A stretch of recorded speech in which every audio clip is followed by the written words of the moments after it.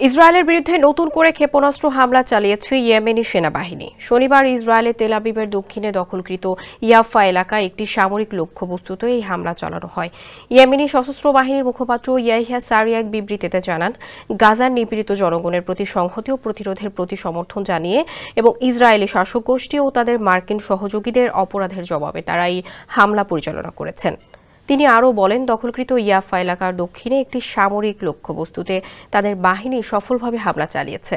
এই সামরিক অভিযান পরিচালিত হয়েছে প্যালেস্টাইন 2 নামের হাইপারসনিক ব্যালিস্টিক ক্ষেপণাস্ত্র দিয়ে। ইয়াহিয়া সারি জোর দিয়ে বলেন, যতদিন না গাজায় আগ্রাসন বন্ধ হচ্ছে এবং অবরোধ তুলে নেওয়া হচ্ছে, ততদিন ফিলিস্তিনিদের প্রতি ইয়েমেনের প্রতিরোধমূলক পদক্ষেপ অব্যাহত থাকবে। আরব নিউজের এক প্রতিবেদনে হামলার বিষয়টি জানানো হয়েছে। স্যান্ডেলিনা সো, রূপচর্চায় আভিজাত্য।